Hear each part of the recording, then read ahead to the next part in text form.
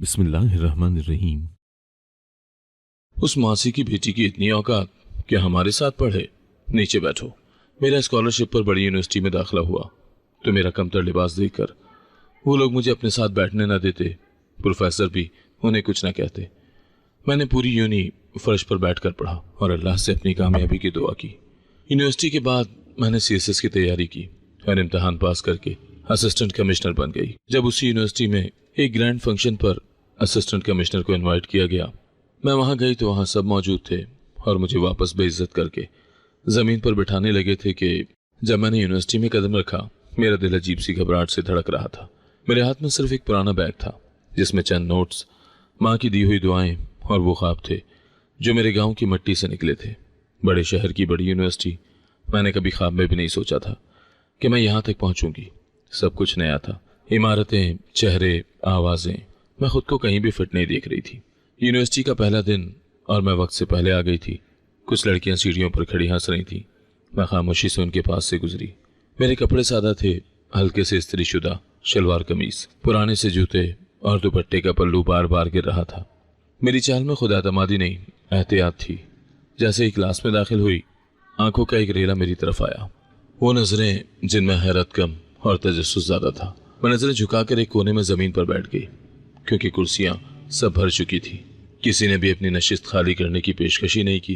मैंने सोचा कि शायद सब यही करते हैं, लेकिन मेरा वहम उस वक्त टूटा जब एक लड़की ने जोर से कहा, ओ देखो, मासी की बेटी यूनिवर्सिटी आ गई है, नीचे बैठेगी या झाड़ू भी लाई है। एक जोरदार कहका सुनाई दिया, जैसे क्लासरूम नहीं कोई तमाशा हो। मेरी सांस रुक गई। मैंने सिर्फ सर झुकाया, कुछ ना कहा। मेरी आंखों में नमी थी, पर मैं जानती थी कि अगर इस लम्हे रो दी तो ये हार होगी, मेरे लिए और उन सब लड़कियों के लिए जो आज भी दरवाजे के बाहर ख्वाब लिए खड़ी हैं। एक और लड़की ने जोर से कहा, अरे देखो, इसका बैग शायद नाले के पास रखा था, बदबू आ रही है। मुझे लगा जैसे जमीन मुझे निकल ले, लेकिन नहीं, वही जमीन थी जो मेरी बुनियाद थी, जिस पर मैं पलकर बड़ी हुई थी। मैं जानती थी मैं वहां किसी को मुतासिर करने नहीं, कुछ बनने आई हूँ। क्लास शुरू हुई। एक लंबा चौड़ा प्रोफेसर दाखिल हुआ। बगैर किसी को मुखातिब किए लेक्चर देना शुरू कर दिया। मैं ध्यान से सुन रही थी, कोशिश कर रही थी कि हर लफ्ज जहन में महफूज कर लूं। मेरे पास नई किताबें नहीं थी, बस एक सादा कॉपी और पुराना पेन, लेकिन जज्बा ताज़ा था। दिल की गहराइयों में जलती वो आग जिसे नज़रअंदाज नहीं किया जा सकता था। लेक्चर के बाद सब अपने ग्रुप्स में गप्पे मारने लगे। मैंने खामोशी से लाइब्रेरी का रुख किया। लाइब्रेरी में दाखिल होते ही एक नौजवान लड़का किताबों के रैक तरतीब दे रहा था। उसने मेरी तरफ देखा और मुस्कुरा कर कहा, पहला दिन है, अगर कोई किताब चाहिए हो तो बता देना, मैं मदद कर दूंगा। मैंने सर हिलाया। न शनासाही न कोई तकल्लुफ, बस एक सादा सा जुमला, लेकिन उस जुमले में वो खुलूस था जो आज तक मुझे किसी क्लास फेलो से न मिला। मैंने किताबें निकाली, कुछ नोट्स बनाए और वापस हॉस्टल के लिए बाहर निकली। रास्ते में वही ग्रुप दोबारा मिला। एक लड़की बोली, अगली बार जल्दी आ जाना, वरना नीचे ही जगह मिलेगी। वैसे तुम्हारे जैसे लोगों की असल जगह नीचे ही होती है। मैंने इस बार पलटकर कोई जवाब नहीं दिया, बस दिल में एक जुमला उतर गया, अब मैं जमीन पर बैठूंगी, लेकिन एक दिन यही लोग मेरी ऊंचाई को मानने पर मजबूर होंगे। वो रात मैंने माँ को फोन करके सिर्फ इतना कहा, अम्मी, यहाँ सब मुझे नीचे देखते हैं। माँ की आवाज आई, बेटी, नीचे देखने वालों को अल्लाह एक दिन ऊपर उठा देता है, सब्र कर। मैंने उस रात खुद से वादा किया था कि जो भी हो, किसी को यह एहसास न होने दूंगी कि मैं टूट रही हूँ। यूनिवर्सिटी का पहला दिन गुजर चुका था, लेकिन उसका असर मेरे कदमों से चिपक कर रह गया था।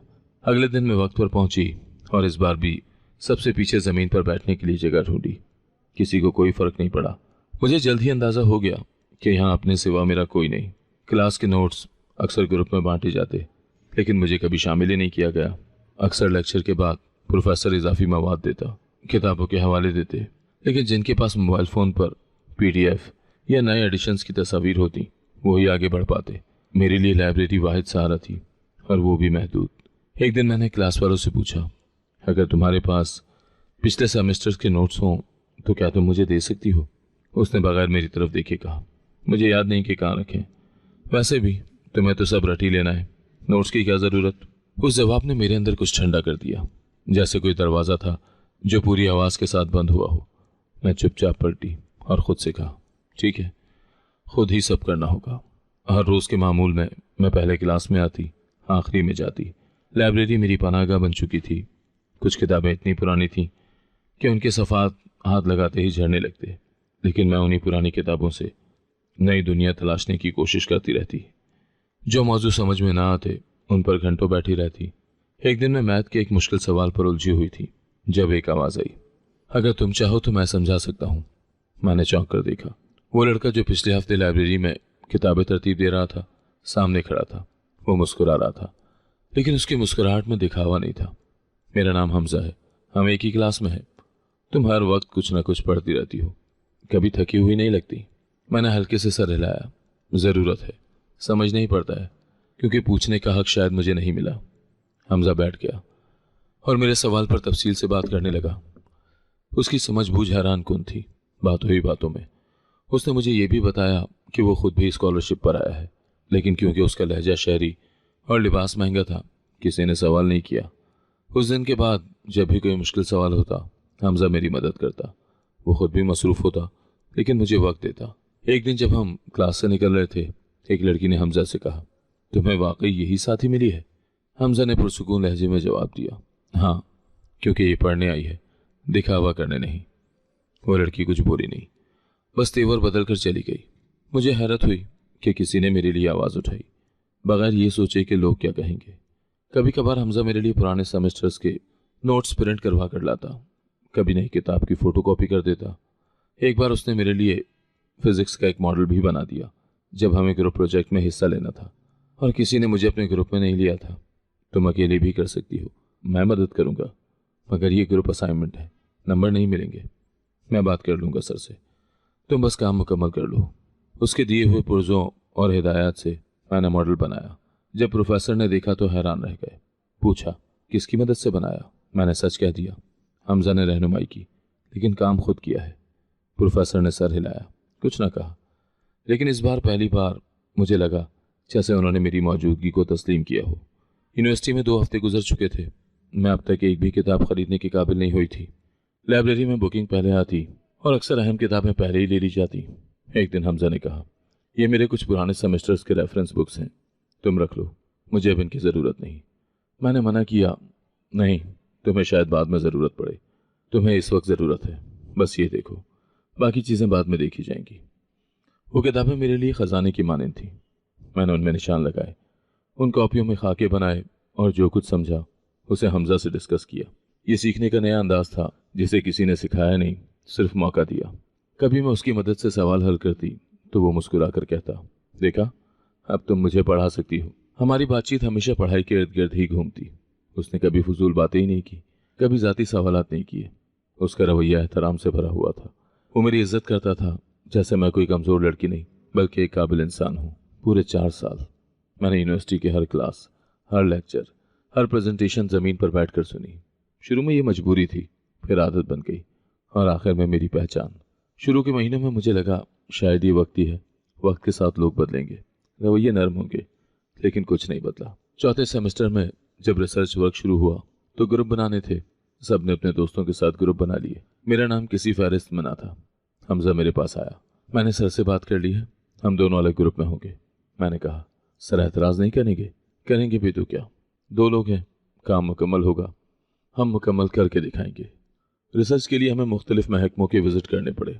अक्सर जगहों पर मेरे लिबास को देखकर लोग सवालिया नज़रों से देखते। हमजा हमेशा बात को संभालता। एक दिन हमें एक ऑफिसर से इंटरव्यू लेना था। मैंने सवालात तैयार किए। जब हम पहुंचे तो उसने हमजा से कहा, यह आपकी स्टाफ है? हमजा ने संजीदगी से जवाब दिया, ये मेरी टीम लीड है, मैं इनका असिस्टेंट हूँ। इस जवाब पर वो शख्स चुप हो गया और पूरे इंटरव्यू में मेरी तरफ बाकायदा तवज्जो से बात करता रहा। वापसी पर मैंने कहा, तुमने ज़रूरत से ज़्यादा इज्जत दी। हमजा ने मुस्कुरा कर कहा, मैंने सिर्फ वही कहा जो तुम हो, बाकी लोग कम देखते हैं, तुम्हें तो मुकम्मल देखना चाहिए। 7वें सेमेस्टर में एक मजमून में मेरे नंबर कम आए। मैंने प्रोफेसर से दरख्वास्त की कि मेरी कॉपी दोबारा चेक कर ली जाए। उन्होंने कहा, वक्त गुजर गया, अब कुछ नहीं हो सकता। हमजा ने मेरी कॉपी देखी और कहा, ये तुम्हारी नहीं लगती, इसमें तो कई सवालात के जवाब ही नहीं है। हम दोबारा प्रोफेसर के पास गए। इस बार हमजा ने दलाइल दिए और यहाँ तक कि पुरानी असाइनमेंट्स में से मेरा काम दिखाया। प्रोफेसर ने कुछ देर के बाद कहा, अच्छा, मैं दोबारा देख लेता हूँ। चंद दिन के बाद मेरे नंबर अपडेट हो चुके थे। किसी ने रस्मी माफ़ी नहीं मांगी, लेकिन मेरे काम को माना गया। यह हमजा की मुसलसल कोशिश का नतीजा था। इन 4 सालों में यूनिवर्सिटी का माहौल कभी मेरे लिए साजगार ही नहीं हुआ। मौसम बदले, मज़ामीन बदले, मगर रवैये वही रहे। ज़मीन पर बैठना एक अलामत बन चुका था मेरे लिए और उन सब के लिए जो समझते थे कि इज्जत सिर्फ कुर्सियों पर मिलती है। हमजा ने कई बार कहा, तुम सिर्फ क्लास नहीं, पूरा निज़ाम बदल रही हो। मैं हंसती और कहती, मैं सिर्फ अपना रास्ता बना रही हूँ। अगर किसी को हिम्मत मिले तो वो उसका नसीब है। ग्रेजुएशन के आखिरी दिन सब तस्वीरें खिंचवा रहे थे। मैंने हमजा से कहा, क्या हमारे पास भी कोई याद रहने वाली तस्वीर होनी चाहिए? उसने कहा, होनी चाहिए, लेकिन ज़मीन पर। वही तुम्हारी पहचान है। हम दोनों ने एक तस्वीर ली। मैं ज़मीन पर बैठी थी और वो मेरे साथ खड़ा था। ये तस्वीर बाद में मेरी ज़िंदगी की सबसे कीमती तस्वीर बनी। 4 साल के बाद जब मैंने यूनिवर्सिटी के गेट से बाहर कदम रखा तो मेरे दिल में फ़ख्र था, कोई शिकायत नहीं थी। मैं जानती थी कि मैं ज़मीन की बेटी हूँ और इसी ज़मीन से मैंने अपनी शनाख्त उठाई है। यूनिवर्सिटी ख़त्म हुई तो ऐसा लगा जैसे कोई बाब मुकम्मल हुआ हो, लेकिन जल्दी एहसास हुआ कि असल कहानी तो अब शुरू होनी है। जब सब तलबा अपने करियर के मुख्तलिफ रास्तों पर चल पड़े, कुछ नौकरियों के पीछे, कुछ शादी के मशवरों में उलझे, तब मैंने एक नई जंग चुन ली, CSS। ये फैसला आसान नहीं था। मैं जानती थी कि मुकाबला सख्त है, वसाइल कम है और वक्त भी मेरे हक में नहीं है, मगर मेरे पास वो था जो सबके पास नहीं था, चट्टान जैसा हौसला। अम्मी की दुआएं मेरे साथ थीं और हमजा अब भी मेरे करीब था, जैसे वो समझ चुका हो कि मेरा अगला मार्का क्या होगा। एक दिन मैंने हमजा को फ़ोन किया। मैंने CSS की तैयारी शुरू कर दी है, लेकिन सिलेबस बहुत वसी है और कुछ किताबों के नाम अभी पहली बार सुने हैं। हमजा ने फ़ौरन कहा, परेशान मत हो, मेरे कुछ जानने वाले भी तैयारी कर रहे हैं। मैं उनसे नोट्स का बंदोबस्त कर दूंगा और जहाँ ज़रूरत हो मैं खुद भी पढ़ा लूँगा। हमने करीबी लाइब्रेरी की मेंबरशिप ली और तैयारी का आगाज़ हो गया। मेरे पास नई किताबें ख़रीदने की गुंजाइश ही नहीं थी, इसीलिए ज़्यादातर पुरानी किताबें या फ़ोटोकॉपी शुदा मवाद इस्तेमाल करती रही।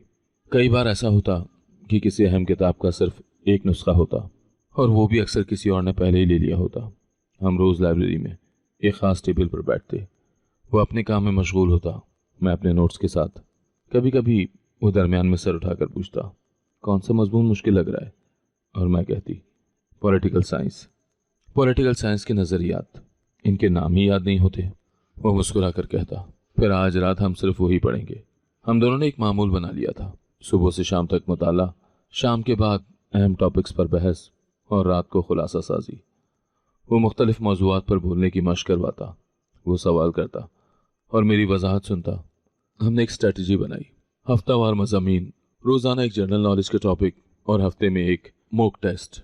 एक दिन जब हम तारीख का मजमून पढ़ रहे थे, मैंने कहा, अजीब बात है ना, हम तारीख से सीखते हैं और मैं अपनी तारीख से भागती थी।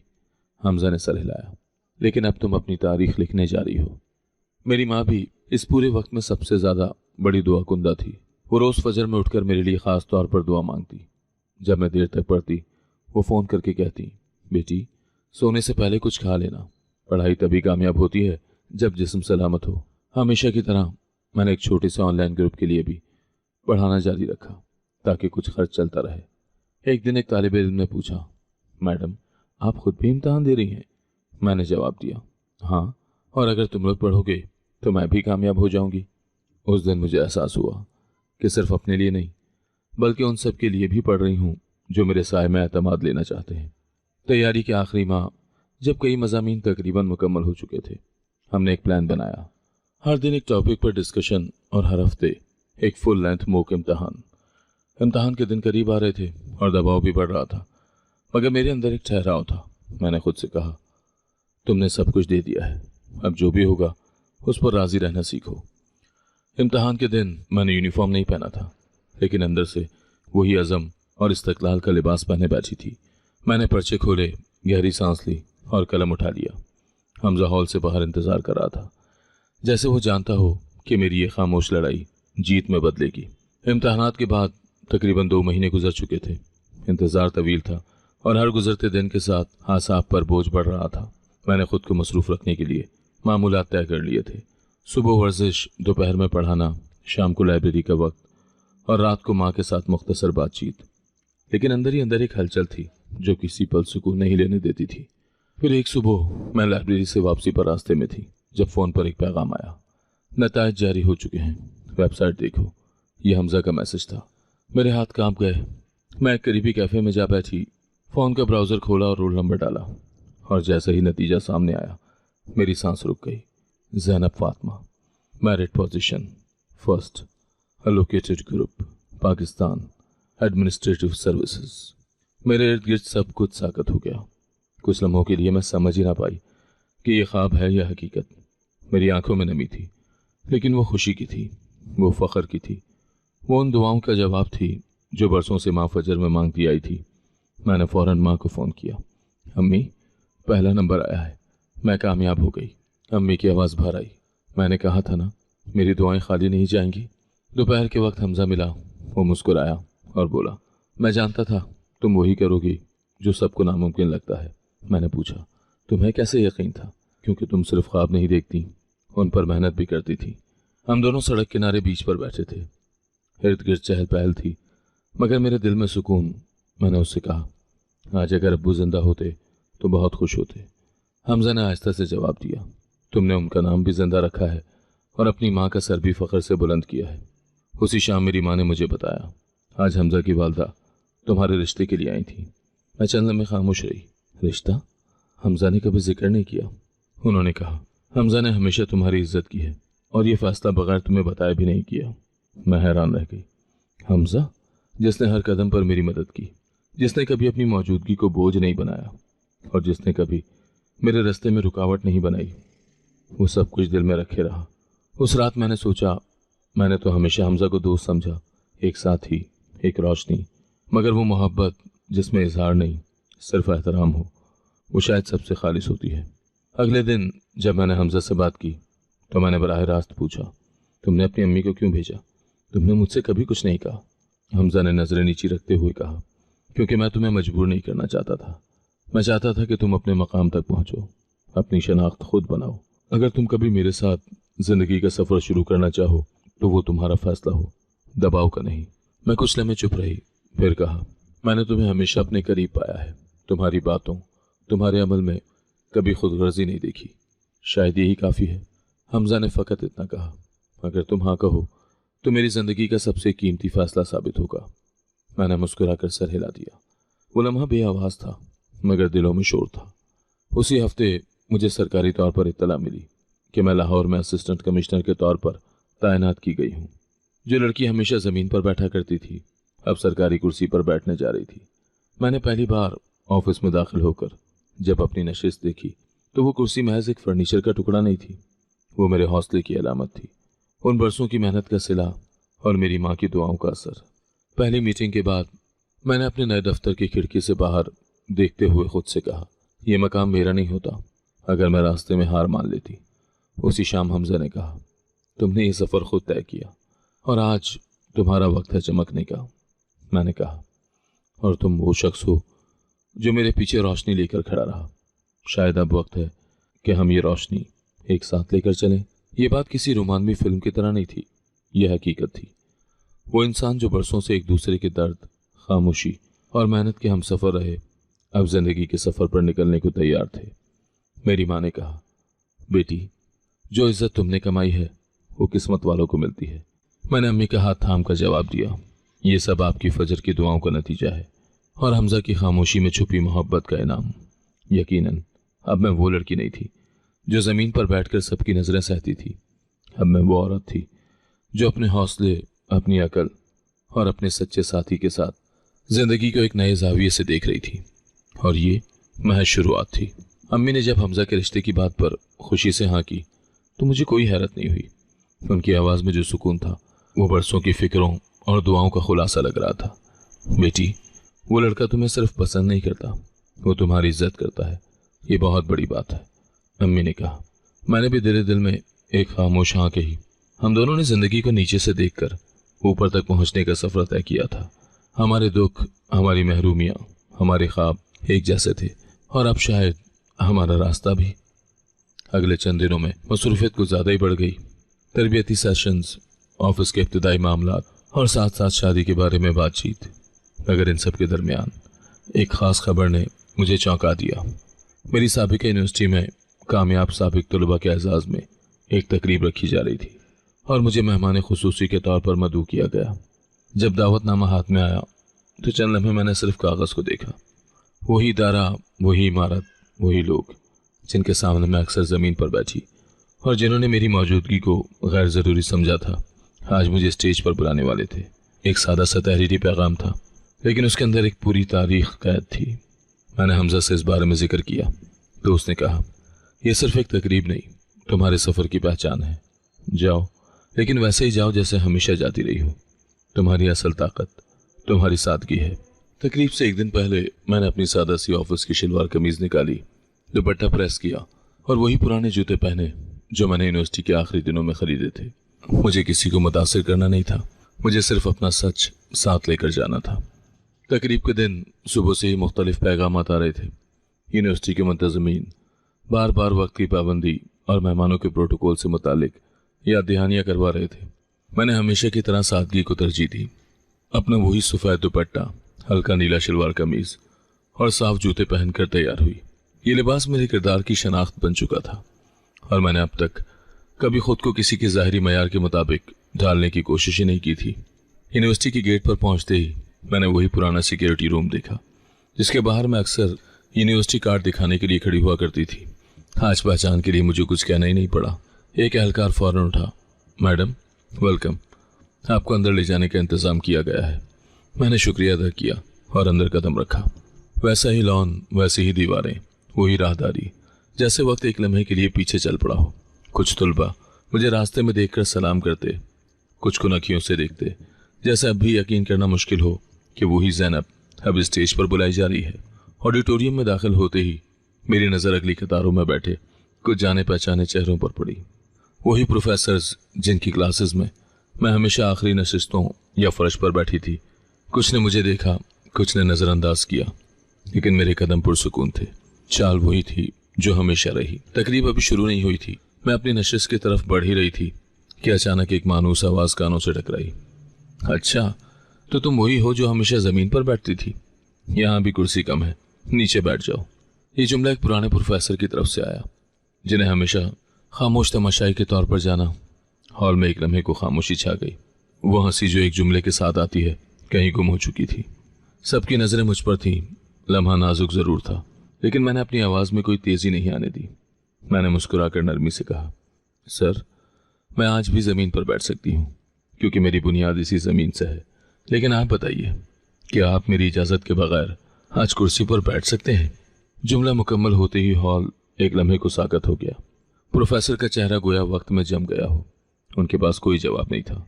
खामोशी की वो गूंज जो पहले तंज में छुपी थी अब मेरे अल्फाज में गूंज रही थी। उसी लम्हे स्टेज पर मौजूद एक सीनियर उस्ताद ने माइक संभाला। हमारी मेहमान खुसूसी असिस्टेंट कमिश्नर ज़ैनब फातिमा तशरीफ़ ला चुकी हैं, आइए इनका इस्तकबाल करें। तालियां बजने लगी, कुछ झिझकते हाथों से, कुछ जोश से, मगर हर ताल में एक हकीकत छुपी थी। वो ज़ैनब जिसे ज़मीन पर बैठने को कहा गया था अब स्टेज पर बैठने को बुलाया जा रहा था। स्टेज पर जाते हुए मेरे कदम नरम थे, लेकिन अंदर एक ठहरा हुआ सुकून था। मैंने खुद से कहा, यह कामयाबी किसी को नीचे दिखाने के लिए नहीं, बल्कि वो दिखाने के लिए है कि जो नीचे होते हैं वही असल में मजबूत होते हैं। तकरीब के बाद कुछ तुलबा मेरे पास आए। एक ने कहा, मैडम हमने वो जुमला सुना और आपका जवाब भी। ऐसा लगा जैसे कोई हमें हमारी औकात याद दिला रहा हो कि कामयाबी किसी ज़ाहिरी मयार की मोहताज नहीं। मैंने सिर्फ इतना कहा, बस खुद पर यकीन रखो, बाकी सब आहिस्ता आहिस्ता बदल जाता है। जब सब लोग हॉल से बाहर जा रहे थे, वही प्रोफेसर जिन्होंने तंज किया था मेरे करीब आए। उनके चेहरे पर उलझन थी या शायद शर्मिंदगी भी।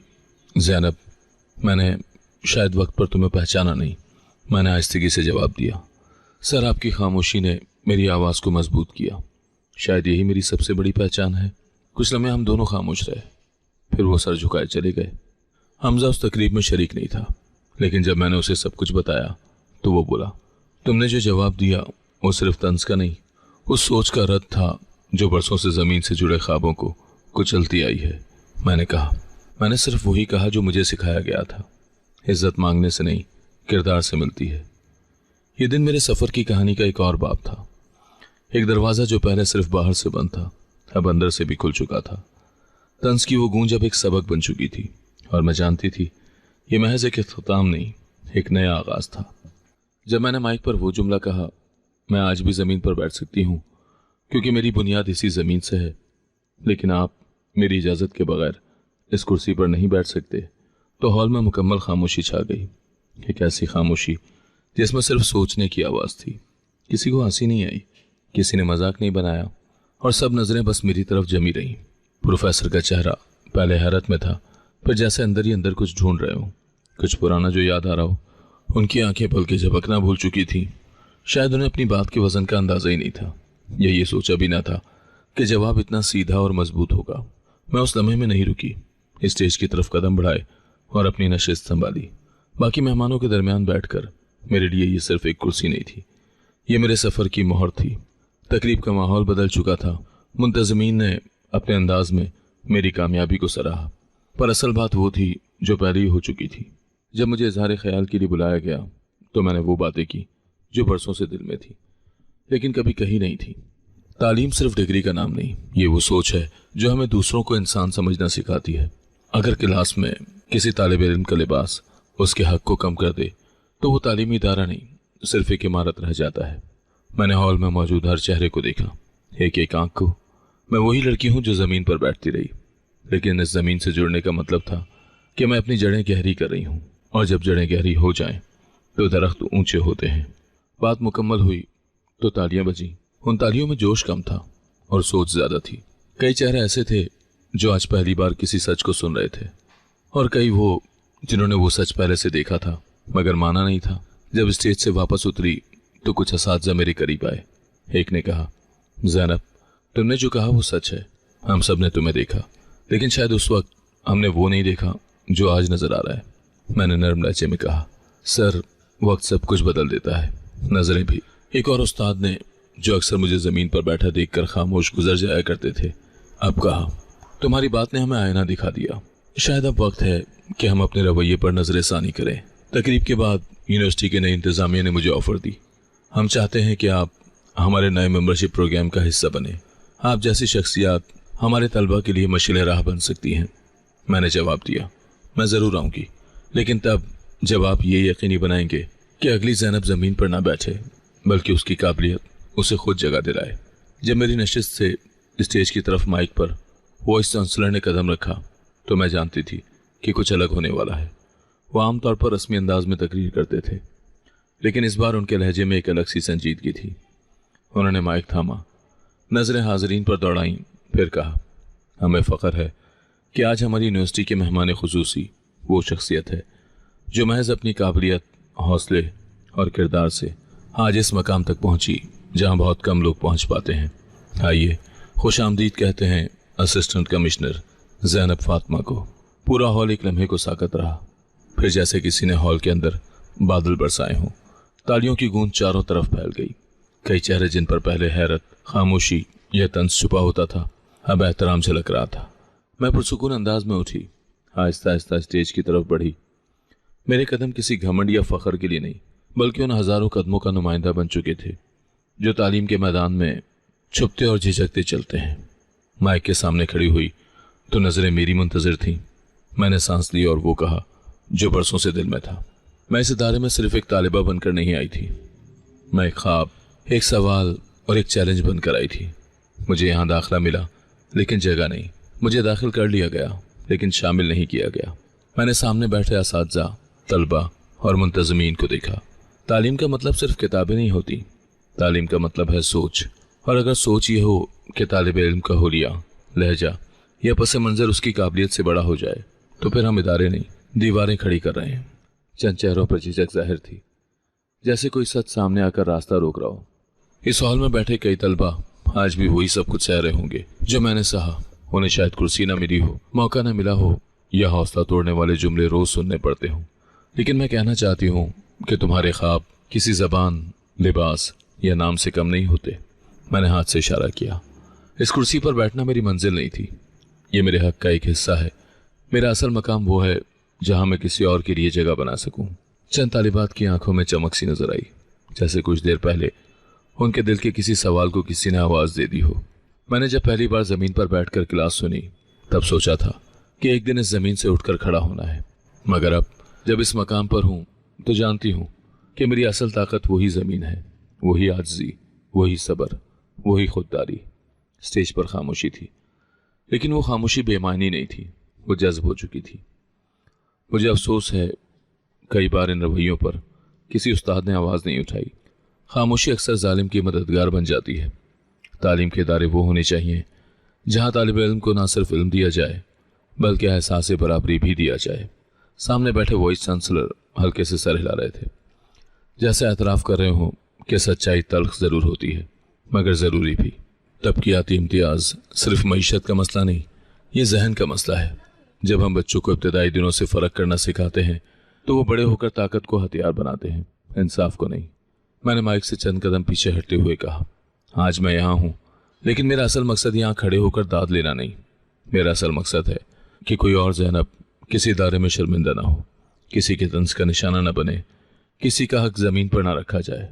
मेरी तकरीर ख़त्म होने के बाद स्टेज पर एक बार फिर सन्नाटा छा गया। तालियों की गूंज रुक चुकी थी मगर उनकी बाज़गश्त अब भी हॉल के हर कोने में महसूस हो रही थी, जैसे लफ्ज़ दीवारों पर नक्श हो चुके हों। मैं अपनी नशिस्त पर वापस आकर बैठी तो महसूस किया कि कई नज़रें अब झुकी हुई थी। वो चेहरे जो पहले खुद एतमादी से भरे थे अब अंदर से खामोश और सोच में गुम नजर आ रहे थे। तकरीब के बाद जब मेहमानों के लिए चाय का एहतमाम हुआ, मैं भी वहां पहुंची। कुछ लोग रस्मी मुसाफा कर रहे थे, कुछ खामोश खड़े थे। एक लम्हे को महसूस हुआ जैसे सब कुछ कहना चाहते हैं लेकिन अल्फाज साथ नहीं दे रहे। पहली बार एक ऐसे प्रोफेसर मेरी तरफ आए जिन्होंने कभी मुझे नजर भर कर नहीं देखा था। उन्होंने आहिस्ता से कहा, ज़ैनब, अगर वक्त पीछे ले जा सकता तो मैं बहुत कुछ मुख्तलिफ करता, शायद तुम्हारे लिए कोई कुर्सी निकाल लेता। मैंने नरम लहजे में जवाब दिया, वक्त शायद पीछे ना जाए लेकिन अमल आगे जा सकता है। किसी और के लिए वो कुर्सी अब खाली रखी जा सकती है। दूसरी तरफ से एक सीनियर तालिब इल्म जो अब एक निजी कंपनी में आला ओहदे पर था मेरे करीब आया। याद है एक बार तुम लाइब्रेरी में जगह मांग रही थी और हमने इनकार कर दिया था। आज सोचता हूँ हमने तुमसे नहीं अपने ज़मीर से इनकार किया था। मैंने कहा, मैं उस वक्त जगह ढूंढ रही थी, आज खुद जगह बनाई है। माफ़ी की ज़रूरत अब नहीं, बस सीखने की है। उस दिन तकरीब में कई लोग मेरे करीब आए और हर एक का लहजा बदला हुआ था, जैसे वो अंदर से हिल चुके हों। मगर मेरे अंदर अब कोई खालीपन नहीं था, कोई कमी महसूस नहीं हो रही थी।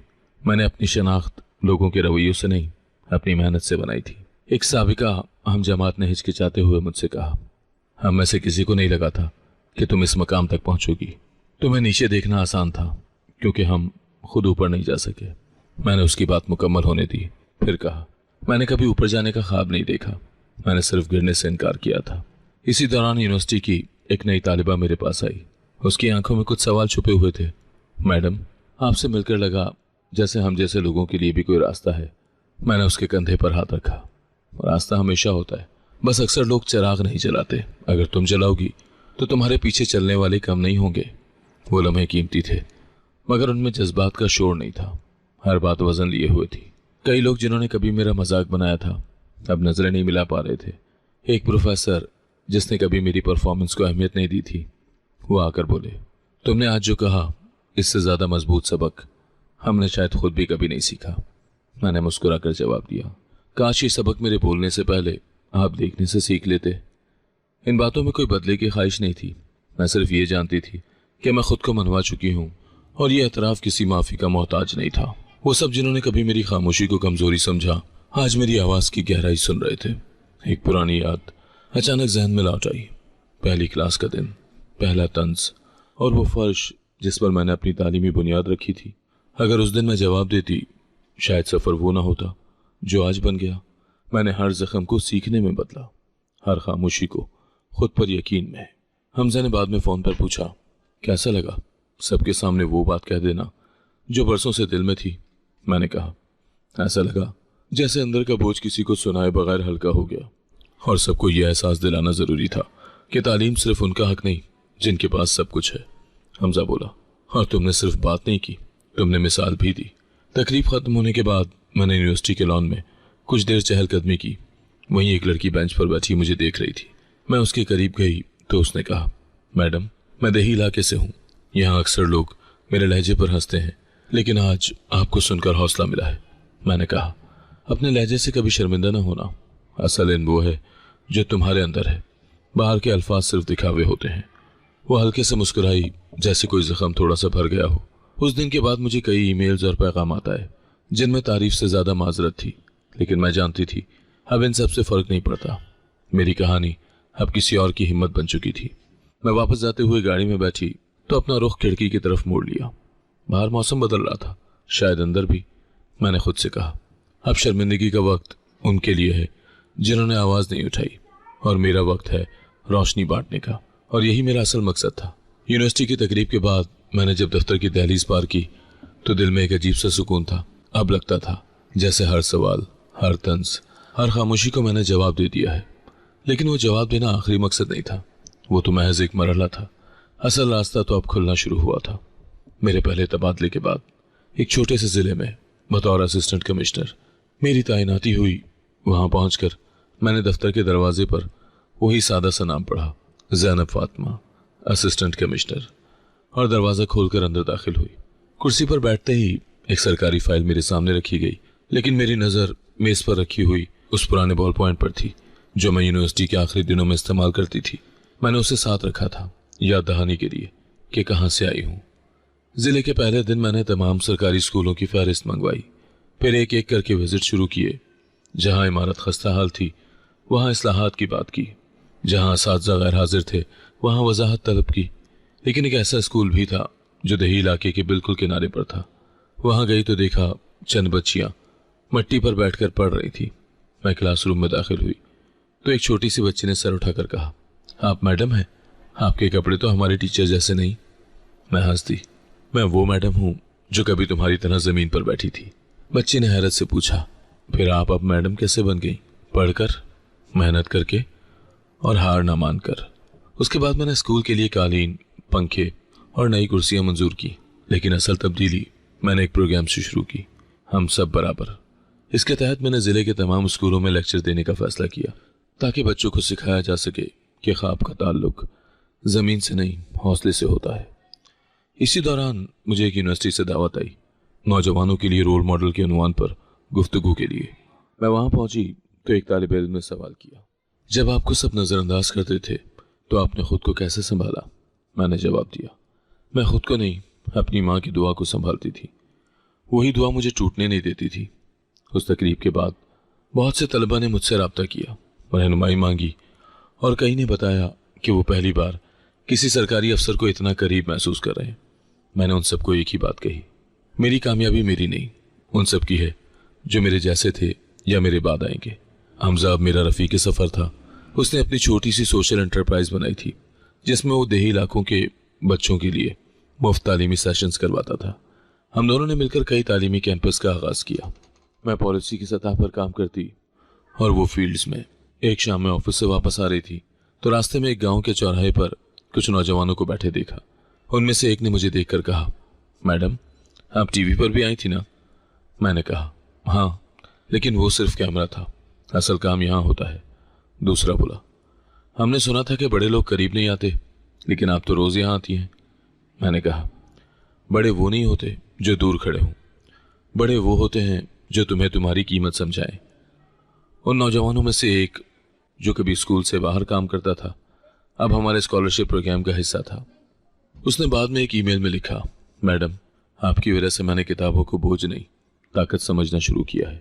ये वो लम्हात थे जिनके लिए मैंने बरसों जमीन पर बैठकर क्लासेस की थी, रात जाकर पढ़ाई की थी और हर तंज खामोशी से सहा था।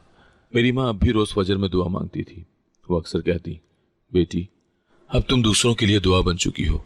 और मैं सोचती हूँ कि शायद इसी का नाम रोशनी है, जो खुद जले ताकि दूसरों का रास्ता रोशन करे। आखिरी दिनों में जब एक तालीमी कॉन्फ्रेंस में मुझे शमा इल्म का एजाज दिया गया तो मैंने माइक पर सिर्फ एक जुमला कहा, मैं रोशनी नहीं बनना चाहती, मैं वो शमा बनना चाहती हूँ जो कभी बुझती ना हो। जब प्रोग्राम खत्म हुआ तो एक छोटे बच्चे ने करीब आकर पूछा, मैडम क्या मैं भी एक दिन आपकी तरह बन सकता हूँ? मैंने उसका हाथ थामा, तुम मुझसे भी आगे जा सकते हो अगर तुम खुद को कभी कम ना समझो। वो लम्हा मेरे लिए इस सफ़र का खुलासा था। मैं जान चुकी थी मेरा असल मकाम सिर्फ वो कुर्सी या ओहदा नहीं, मेरा असल मकाम उन दिलों में था जहां उम्मीद ने जगह बनाई थी। मेरी जिंदगी का एक बाब मुकम्मल हो चुका था, मगर कहानी अभी बाकी थी, और जब तक ये शमा जलती रहेगी रास्ते रोशन होते रहेंगे। मैंने आसमान की तरफ देखा, हल्की सी हवा चल रही थी। मैं मुस्कुराई, सादा मगर पुरवकार, क्योंकि ये इख्तिताम नहीं था, ये एक नया आगाज था। अगर आपको आज की कहानी पसंद आई है तो वीडियो को जरूर लाइक कीजिएगा और अपने दोस्तों के साथ भी शेयर कीजिएगा। और हाँ, अगर आपने अभी तक हमारा चैनल सब्सक्राइब नहीं किया तो जरूर सब्सक्राइब करें। मिलते हैं कल एक नई और दिलचस्प कहानी के साथ। अल्लाह हाफिज।